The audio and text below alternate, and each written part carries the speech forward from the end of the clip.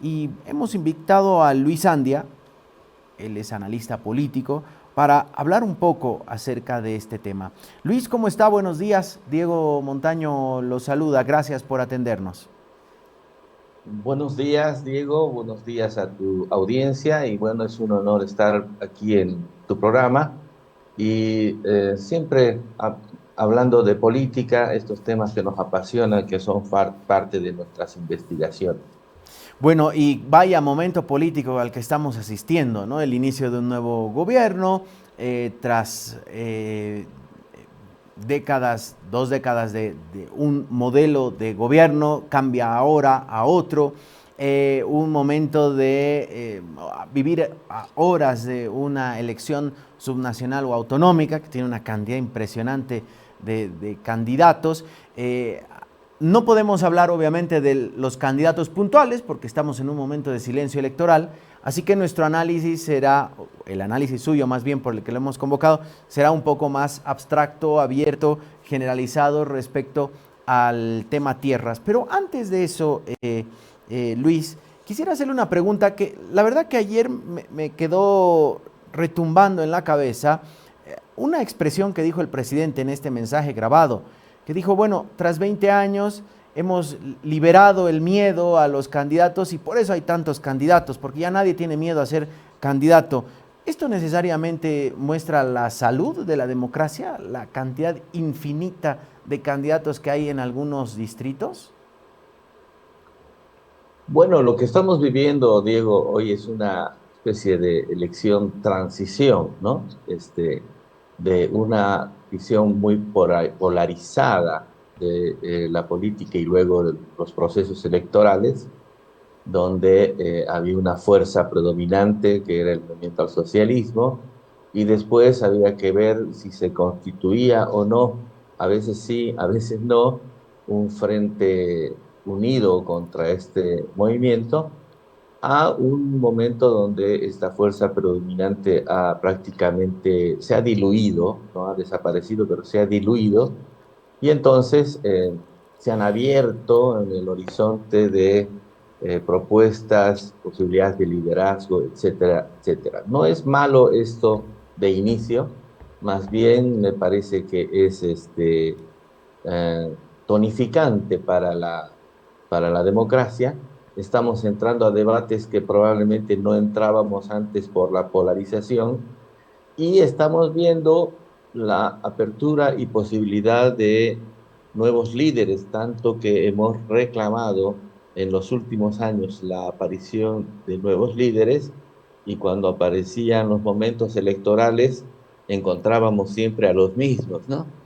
Y entonces en este nivel autonómico, eh, yo creo que es la oportunidad de ver algunas nuevas figuras que aparezcan y que nos vayan de alguna manera a conquistar en nuestro voto, nuestro apoyo. En el caso de Santa Cruz está pasando lo mismo. Santa Cruz siempre, inclusive las elecciones para gobernación y alcaldía, se tenía el cuidado de no permitir o evitar que gane el movimiento al socialismo, puesto que Santa Cruz era como la vanguardia, ¿no? de la oposición al movimiento al socialismo, y entonces siempre se tenía el cuidado de buscar un candidato que vaya a evitar esto. En cambio, hoy día, sin ese tema presente, se ha abierto también mucho el tema de los candidatos y bueno, como siempre vamos a tener nuevos candidatos, interesantes algunos, otros que, bueno, siempre aparecen y desaparecen pronto, pero bueno, es parte de la democracia y estamos observando. Creo que cuando ya termine esta transición y se vaya consolidando nuevas fuerzas, nuevas personas, ya no vamos a tener tantos candidatos o por lo menos tantos candidatos con posibilidades y vamos a entrar a un sistema más moderado de liderazgos y fuerzas políticas. En este nuevo proceso que usted calificaba, claro, en los anteriores procesos, decía usted, hacía el apunte por la polarización, es decir, por el masismo y el antimasismo, ahí se reducía todo, ¿no? O sea, vivíamos un momento de reduccionismo, la clase política nos arrinconó a que si decíamos una cosa éramos de un lado o del otro, y si pensábamos algo éramos de un lado o del otro. Hoy, diluidas esas fronteras, diríamos, por lo menos en lo formal, ya se está hablando de otras cosas. Y entre esos temas, que también eran parte de la agenda de la polarización, sobre todo en Santa Cruz, era el tema tierras y el tema avasallamientos. En el tema de avasallamientos, siempre vinculados al sector de los interculturales, que eran vistos como casi los responsables de la toma de tierras, y con una fuerte conexión de interculturales con el gobierno del movimiento al socialismo. ¿Cómo está esta ecuación una vez fuera la polarización, y cómo se ha movido este tema en Santa Cruz, Luis? Bueno, este tema, si bien se exacerbó en los últimos años a partir de la presencia del movimiento al socialismo y, por supuesto, eh, el apoyo de estos a estructuras como los interculturales, etcétera, es un tema que viene de mucho más atrás, ¿no? Esta visión anticentralista de la región es una relación que tiene con el Estado, una relación tensión que tiene con el Estado, la región, muchos años atrás, y con muchos partidos políticos, no necesariamente el MAS, hubieron estos debates, ¿no? Específicamente en el gobierno del general Banzer, el primer gobierno de la dictadura, se iniciaron estos procesos los llamó el general Banzer, de colonización del oriente boliviano, y desde entonces ha habido una relación también muy tensionada con la llegada, ¿no?, de grupos desde políticas gubernamentales de Occidente. Primero, un tema económico. En el oriente boliviano habían grandes extensiones de tierras de propiedad o de cesiones a empresarios y a ganaderos, y por otro lado también el tema cultural, ¿no? Es decir, el tema ese de avasallamiento no solo se queda en lo físico territorial, sino también se habló de una especie de avasallamiento cultural, una especie de cambio de matriz de votación, donde haya más votación también de Occidente, que vaya a ir modificando las tendencias políticas, ideológicas, culturales de la región. Entonces, es un tema mucho más atrás, mucho más complejo, que se exacerbó mucho más durante el movimiento al socialismo, pero yo lo diría que es parte de una especie de o memoria colectiva o discurso oficial regional, o podríamos inclusive llamarlo cultura política regional, donde se inserta el tema de la defensa de las tierras cruceñas, ¿no? La tierra cruceña, entendida como tierra de todos los cruceños, pero por otro lado también tierra de algunos propietarios específicos que son parte de uno de los algunos de los empresarios más importantes, más fuertes, tradicionales de Santa Cruz, que son la agroindustria cruceña, ¿no? En Santa Cruz tenemos fuertes empresarios financieros, la banca, y también comercialmente hablando, grandes comercios, pero sin duda alguna la agroindustria, y esta unida a la tierra, a la tenencia de tierra, a la capacidad de explotación de tierra, es una de las más importantes en Santa Cruz.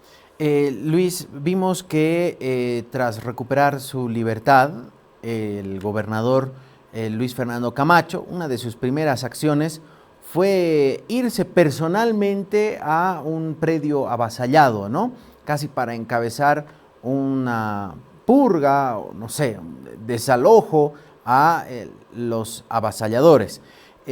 Y semanas después se sienta con quienes uno creería nunca se iba a sentar a hablar, que son el sector de los interculturales. ¿Esto fue pragmatismo? ¿Esto fue en su calidad de gobernador, o esto fue un cálculo más político al calor del proceso electoral en el que él está participando? ¿Cuál es su mirada respecto a eso, Luis? Bueno, primero el contexto, aún se discute estos días si es un video reciente y por lo tanto de campaña o de interés de campaña, o es un video anterior que hoy día se lo ha filtrado a las redes sociales para que tenga un efecto en esta carrera electoral, esta parte final de la carrera electoral. Sin embargo, sí ha sido parte del perfil que ha querido imprimir en su perfil político primero y luego como gobernador Camacho, ¿no? De ser una persona que va de frente, que lideriza las cosas que él piensa. Acuérdense de que fue a La Paz, ¿no? A pelear por el tema de la democracia y la renuncia de Evo Morales, etcétera. Entonces, esa es una parte importante de su perfil. Aquí le decíamos, no sé, en La Paz, el macho Camacho, ¿no? Y bueno, toda una historia vinculada a su perfil. Y entonces aquí en la región, él quiso repetir este perfil, siendo el que iba personalmente encabezando, ¿no? Este tipo de caravanas para ir a sacar a quienes habían tomado tierras, que normalmente, como vos muy bien decías, eran los interculturales y gente que había venido a apropiarse de tierras de cruceños que las trabajaban en campo agrícola, etcétera. Bueno, esto que él lo hizo como perfil, lo hizo antes de quedar detenido, por un lado, y por otro lado, después también hizo un par de actos de esa naturaleza. Ahora este video nos ha sorprendido a todos, no sabemos en qué contexto fue, yo supongo, pero no estoy seguro que fue en un contexto de negociación, todavía no de campaña, porque en las cosas que dice, él está asumiendo que las está diciendo solo para ese lugar, las está diciendo solo para ese grupo. No es un momento de campaña porque lo que está diciendo es realmente venenoso para la campaña de él, para su perfil político de él. Y entonces creo que lo dijo en otro contexto, probablemente en un momento de negociación cuando él fue por allá y tuvo algún contacto como gobernador. Pero en política nada queda escondido, todo lo que uno diga hace unos meses o hace unos años va a salir con seguridad si uno se va a poner de candidato. Yo creo que hoy día le está pasando una factura muy importante a gobernador Camacho. Luis, yo la verdad no he visto el video. ¿Nos podría más o menos mencionar qué es lo que qué es lo que él decía y por qué sorprende tanto? Y usted apuntaba, ¿por qué puede llegar a golpearle tanto? Hay dos cosas que dice que son realmente, primero, contra el discurso de él totalmente, y segundo, contra lo que se había o se viene en teoría luchando desde la región. La primera es que él dice en una parte del video que se vayan alistando, viendo bien sus tierras porque se las van a legalizar, es decir, esa propiedad va a ser de ellos, va a ser su propiedad privada y por lo tanto, inclusive dice, a partir de que sea privada, con eso van a poder tener acceso a créditos, es decir, que se está comprometiendo a legalizar lo que, entre comillas, serían actos ilegales de avasallamiento de tierras, ¿no? Ese es un pecado original en el discurso y en la visión que él ha abanderado desde la región.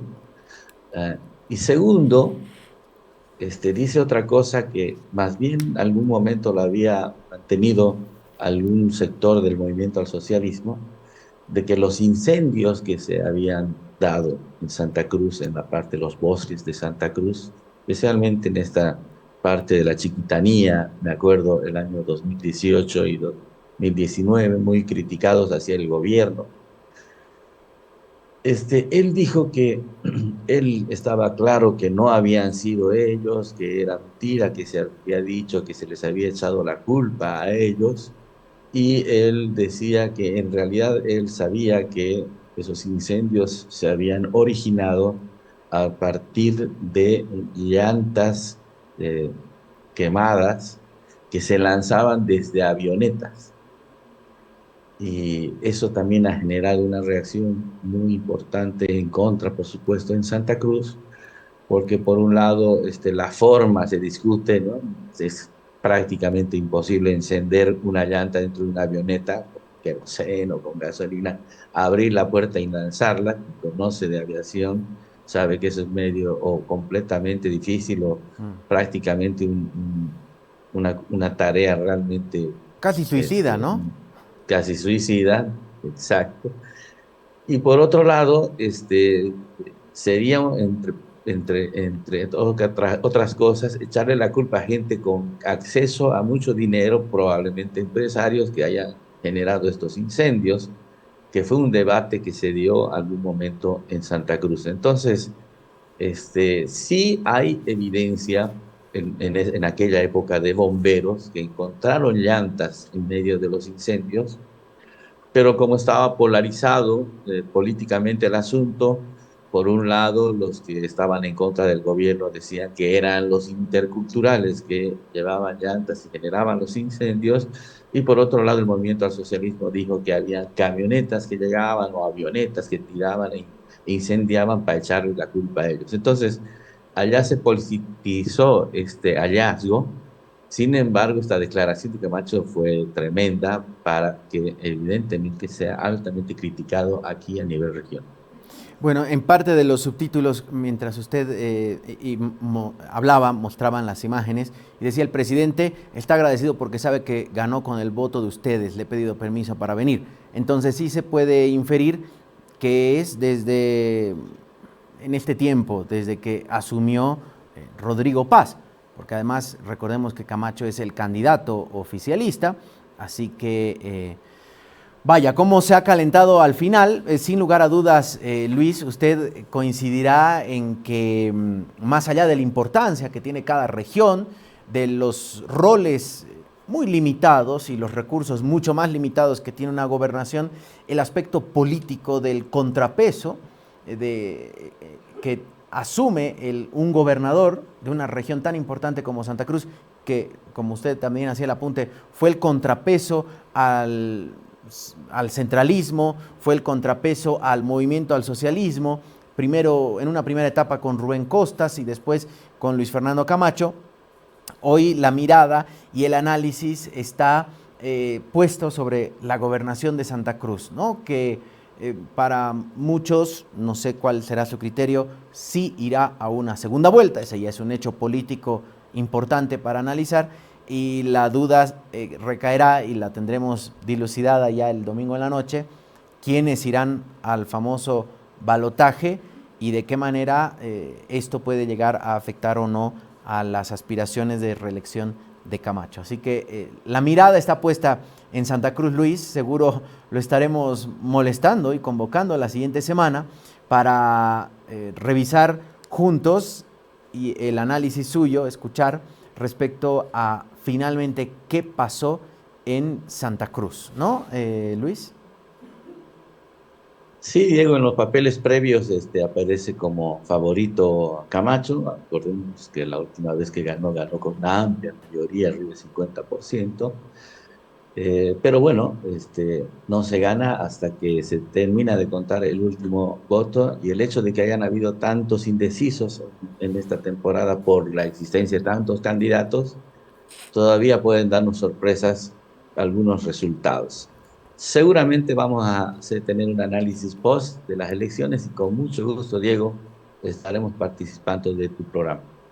Muchas gracias, Luis, que tenga un buen resto de jornada, un buen fin de semana y un abrazo hasta Santa Cruz. Gracias por atendernos.